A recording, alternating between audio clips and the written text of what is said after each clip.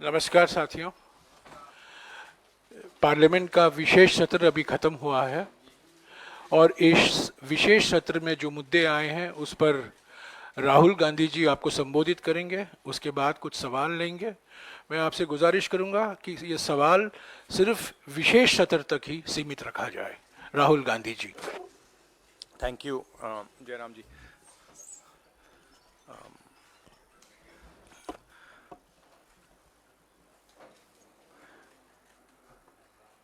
कुछ दिन पहले पार्लियामेंट का स्पेशल सेशन अनाउंस हुआ और काफ़ी फैनफेयर से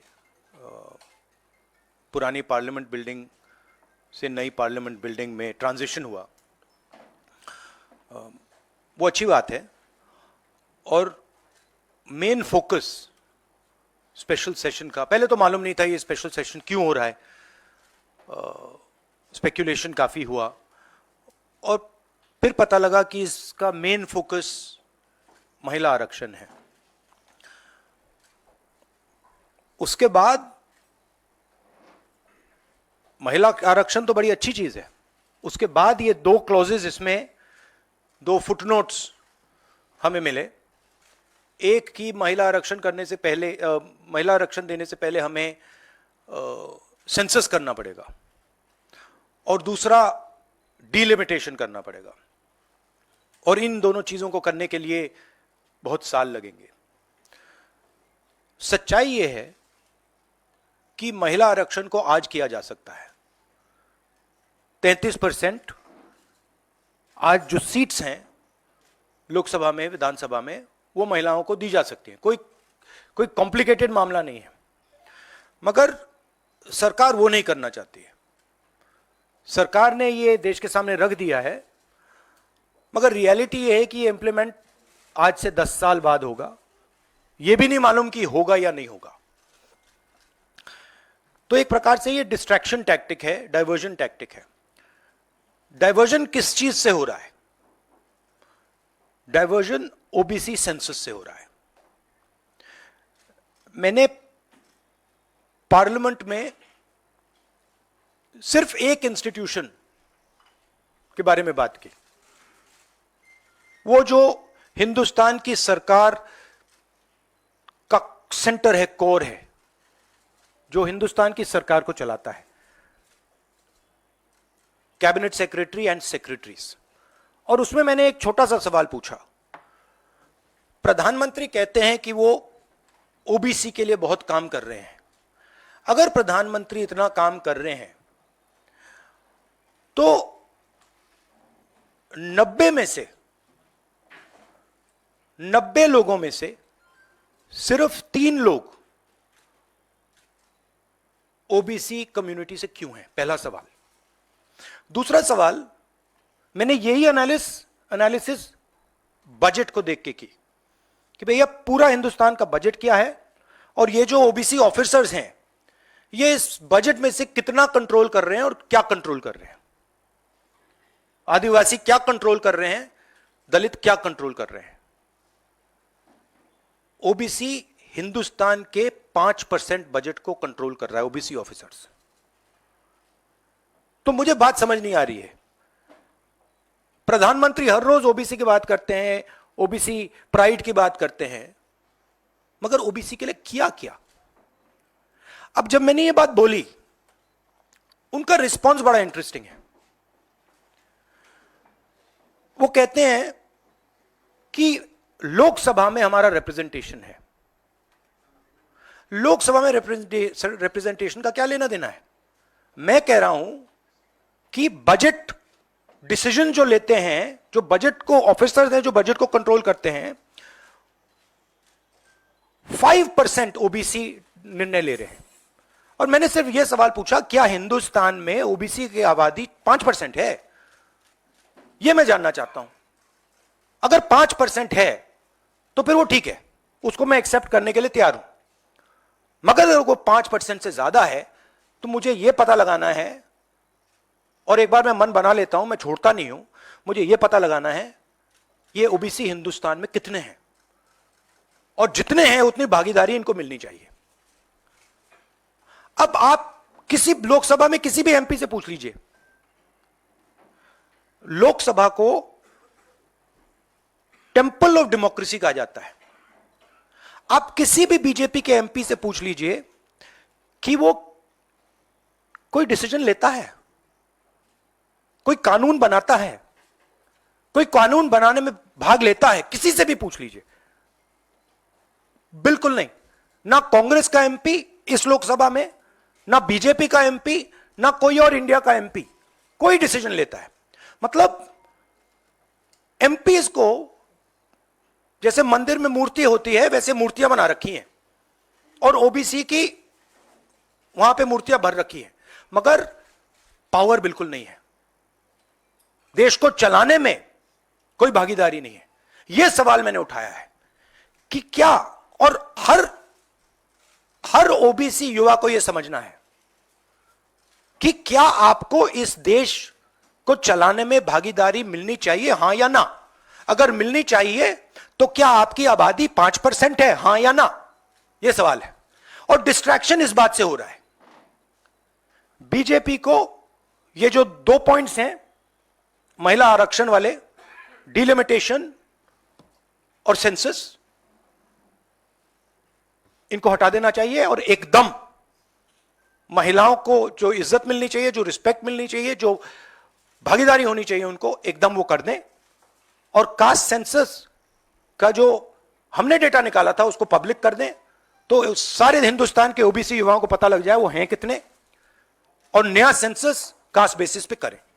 थैंक यू। और प्रधानमंत्री को अपने अगले भाषण में यह कहना है, यह समझाना है देश को कि हिंदुस्तान के सबसे जरूरी 90 अफसर जो हैं उनमें से सिर्फ 3 ओबीसी क्यों हैं। यह मेन सवाल है, और मैंने दलितों और आदिवासियों की बात ही नहीं की अभी। अंग्रेजी में कह देता हूं। The BJP came up with the idea of a special session. We appreciated that idea. With a lot of fanfare and pomp, we moved from the old building to the new building. The Prime Minister, in a very dramatic gesture, carried the Constitution of India from the old building to the new building. And he said that he is passing a very important law. And we agree with him.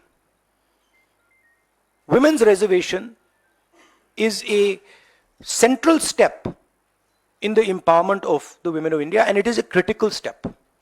But when we read the fine print, we found something very interesting.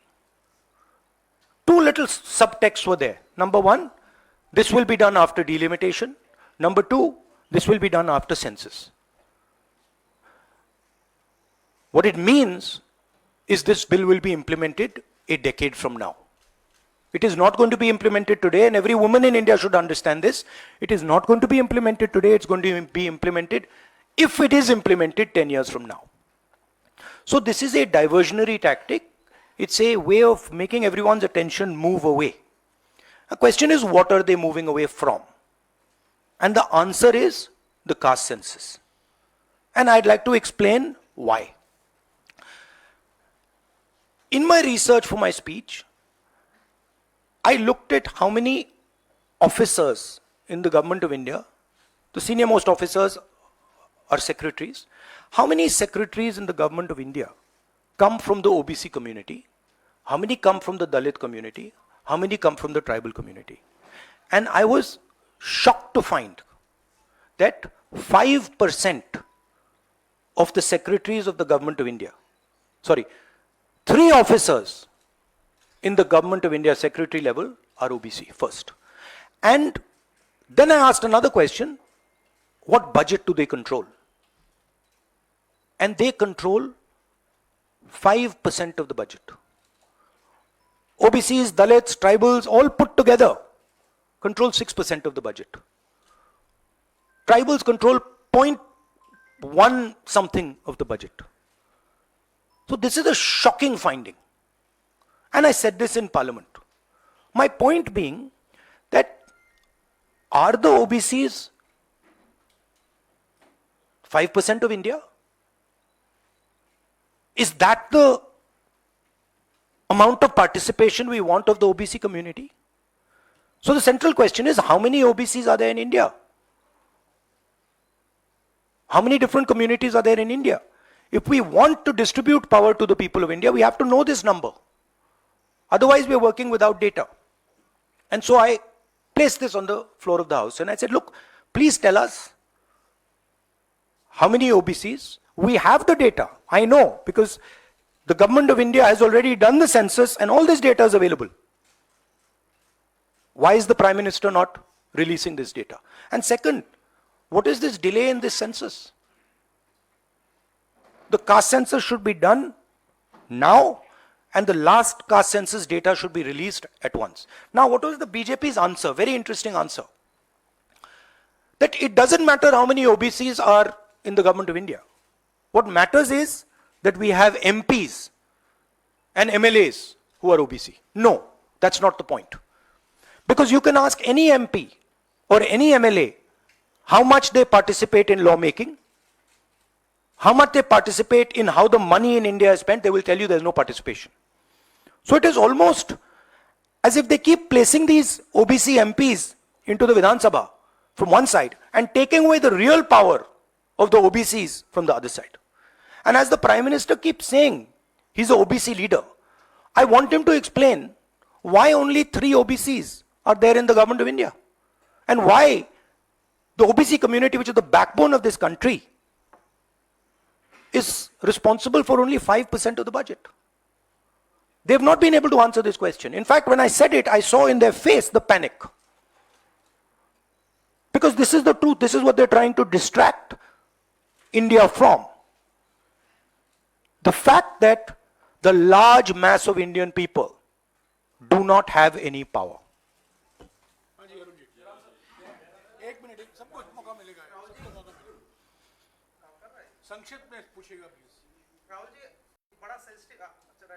नहीं काम कर रहा। Hello Rahul ji, बहुत sensitive मुद्दा है ये reservation. आज से नहीं, जब से ये अस्तित्व में आया, आपने पेंडोरा बॉक्स एक तरह से उसको टच कर दिया। आप कल ये बात कह चुके अपनी स्पीच में कि भाई ये दो, सरकार तो नहीं दे रही, सरकार ने तो पास करा दिया बिल। अब सवाल उठता है आपका, क्या आप आगे चल के सरकार में भी, जैसे सेक्रेटरीज हैं, सरकार में भी और महिला आरक्षण में भी ओबीसीज के लिए अलग से व्यवस्था करने वाले? देखिए, सिंपल बात, स्टेप बाय स्टेप करना है।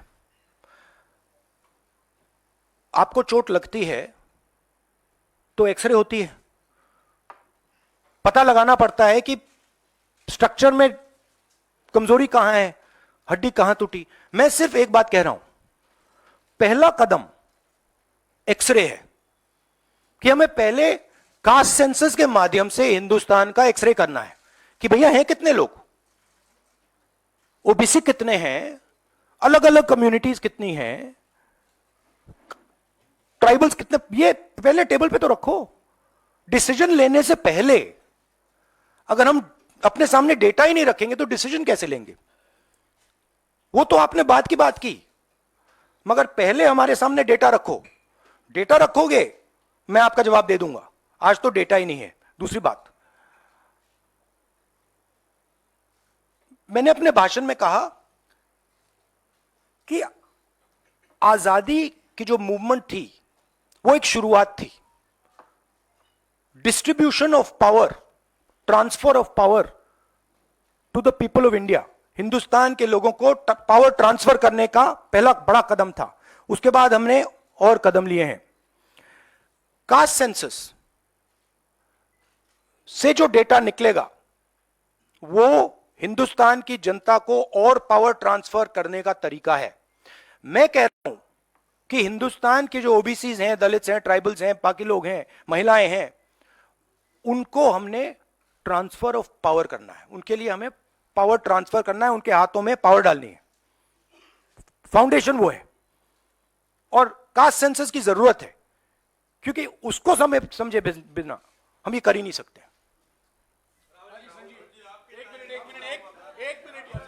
हाँ, एक मिनट प्लीज, अरे रमन जी रुक जाओ प्लीज। हाँ, वन सेकंड। हाँ, देखो, हमारे समय जितने भी थे सही रिप्रेजेंटेशन होना चाहिए। हमारे समय कम था, वो भी खराब है। इनके समय कम था, कम है, ये भी खराब है। हम चेंज चाहते हैं, ठीक है। मेरा कहना है कि जब मैंने ये आंकड़ा देखा मैं हिल गया। मैं बिलीव नहीं कर सकता था कि 90 सेक्रेटरीज में से 3 ओबीसी के हैं। मैं शॉक हो गया, मैं हैरान हो गया, ये क्या हो रहा है। और इसको बदलना है। हिंदुस्तान के जो आम जनता है, गरीब जनता है, उनको पावर देनी है। Rahul ji, you just said that you want that the power should be transferred to women and OBCs and other backwards. You know, this is a form of transferring power. The Prime Minister has said that this bill will lead to an era of women-led development. Do you feel that in the present form, this bill will be able to achieve this goal? Considering that it is Yeah, not being implemented now. The problem is the implementation. So what they have said is, we are placing a bill on the floor of the House, but we will implement it 10 years from now. What does that mean? That's like the Prime Minister saying, you know, we are going to place a bill on OBC caste census in the floor of the House, and we are going to do it in 30 years. What does it mean? Means nothing. So we agree with the bill. Remove these 2 clauses and make it happen today. And don't insult the intelligence of India's women. Because India's women understand what you're doing.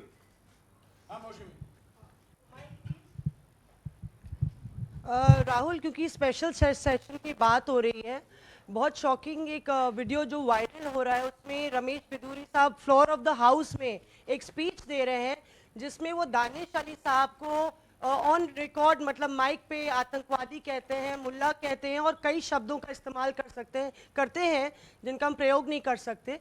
तो इस तरह का व्यवहार जब संसद के भीतर हो रहा है, किस तरह से आप इसको देखते हैं? देखिए, वो और पार्लियामेंट का इशू है, उसमें मैं ये स्पीकर की जिम्मेदारी है और ये पार्लियामेंट्री प्रोसेस चलता है, इस पे मैं यहाँ पे कमेंट नहीं कर सकता हूँ।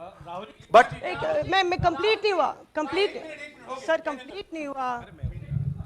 राहुल जी, आप बहुत महत्वपूर्ण सवाल उठा रहे हैं। एक तो देरी का, दूसरा ओबीसी के कोटे की मांग कर रहे हैं। सवाल यह है कि 2010 में जब यूपीए के समय में बिल आया था, तब अगर यही कोटा जो आज कांग्रेस मांग कर रही है अगर दे दिया होता तो ये कानून शायद 10 साल पहले बन जाता।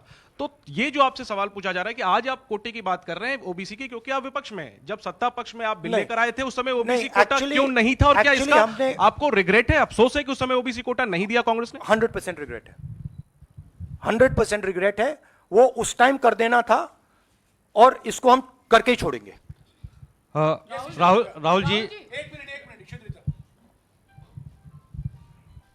Mr. Gandhi, what has changed since 2010 to now that you have shifted your stance on OBC subquota? We have not shifted our stance. You're maybe not well informed. We are the party that did the caste census. We carried out an entire census getting caste data. We didn't release it at the time. There was a discussion, internal discussion. We should have released it at the time, and it should be released now. There is no change in our view on this. Yes, sir.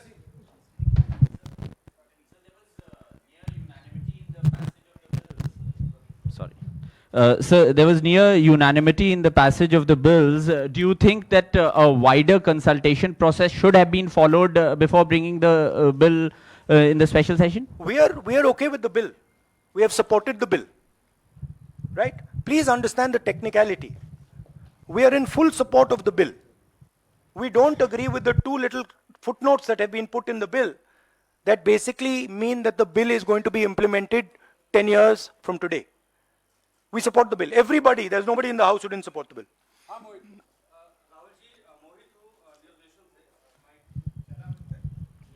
Rahul ji, मेरा सवाल यह है कि जब भी आप कोई issue उठाते हैं तो आप लोग खासतौर पे राहुल जी, आपके ऊपर, आपके परिवार के ऊपर और आपकी पुरानी सरकार के ऊपर पर्सनल अटैक किए जाते हैं, आप लोगों के ऊपर अटैक किया जाता है। आपने ओबीसी का मुद्दा उठाया, आप लोगों के ऊपर अटैक किया गया। और उसके बाद अब बेबाकी से आपने बोला भी कि मैं रिग्रेट करता हूं कि हमारी सरकार में इसको शामिल कर लिया जाता तो बेहतर होता। आखिर सरकार की क्या मंशा है? 6 महीने के बाद लोकसभा चुनाव है, 5 राज्यों में विधानसभा चुनाव है, सरकार की क्या मंशा है कि ऐसे वक्त में बिल लाया गया, पास करा लिया गया, डिलिमिटेशन और परसिमन की कोई बात नहीं हुई? नहीं, मुझे, जैसे मैंने कहा, मुझे लगता है कि ये एक डिस्ट्रैक्शन टैक्टिक है और 2 मुद्दों से बीजेपी घबराती है, डिस्ट्रैक्ट कराना चाहती है और ये रिलेटेड हैं। एक है अदानी जी, जो देश का पूरा धन अपने हाथों में कंसंट्रेट कर रहे हैं, और दूसरा कास्ट सेंसस। तो ये रिलेटेड चीजें हैं और इन दोनों बटन को जब मैं दबाता हूं, जैसे यूं दबाता हूं, बीजेपी एकदम जंप करती है। तो क्यों करती है? क्योंकि वो जो ओबीसी कम्युनिटी है, सचमुच में उनको पावर नहीं देना चाहती है और वो पावर अदानी जी के हाथ में कंसंट्रेट करना चाहती है। राहुल जी, आपसे सवाल ये है, क्योंकि जब आपने लोकसभा में भाषण दिया, आपने 90 में से 3 सेक्रेटरी और ओबीसी के, जो ओबीसी कम्युनिटी है उसके हालात के बारे में बात करी। अगर 2024 में इंडिया ब्लॉक जो आपका बना है वो पावर में आता है, तो क्या इन चीज़ों को आप जल्द से जल्द इम्प्लीमेंट करेंगे? क्योंकि बीजेपी साफ तौर पर कह रही है कि आपके भाषण के बाद से साफ लग रहा है कि ओबीसी कार्ड इंडिया ब्लॉक या कांग्रेस पार्टी खेल रही है। तो आप अगर पावर में आते हैं तो आप क्या सबसे पहले ये देखिए, ये वो कार्ड की बात करते हैं, कार्ड के बारे में सोचते हैं। मैं कार्ड के बारे में नहीं सोचता हूं। मैं जो हिंदुस्तान की जनता है उनको एम्पावर करना चाहता हूं और अगर मुझे दिखे कि ओबीसी कम्युनिटी जो है, जो बहुत बड़ी कम्युनिटी है, किसी को नहीं मालूम कितने लोग हैं, बट लोग कहते हैं 50% तक हो सकते हैं। जब मुझे दिखता है कि एक कम्युनिटी है जिसमें हिंदुस्तान की 50% आबादी है और गवर्नमेंट ऑफ इंडिया के सेक्रेटरीज में 3 लोग हैं, 90 में से 3, और वो 5% बजट को कंट्रोल करते हैं, तो मुझे गुस्सा आता है, इरिटेशन होती है। इस देश में हो क्या रहा है? एक तरफ हम अदानी जी को देश के पूरे इंस्टीट्यूशंस पकड़ाने हैं, नरेंद्र मोदी जी, और दूसरी तरफ जो हिंदुस्तान की रीढ़ की हड्डी है, जो हिंदुस्तान को चलाते हैं, उनको हम हिंदुस्तान को चलाने में, सरकार को चलाने में कोई जगह नहीं देते हैं, दबा के निकाल देते हैं। तो इससे मुझे इरिटेशन हो रही है। और जैसे ही हमारी सरकार आएगी, हमने वहां पे कर्नाटक में कहा था कि जिस दिन आएगी उस दिन हमारी 5 गारंटीज लागू हो जाएंगी। यहां भी मैं कह रहा हूं, हमारी सरकार आएगी, कास्ट सेंसस होगा और देश को पता लगेगा कि हमारे ओबीसी भाई कितने हैं, दलित भाई कितने हैं, और उनको देश को चलाने में भागीदारी मिलेगी। यह मैं आपको कह रहा हूं। यह छोटी प्रोसेस नहीं होगी, एक दिन में नहीं होगा, मगर नियत समझिए।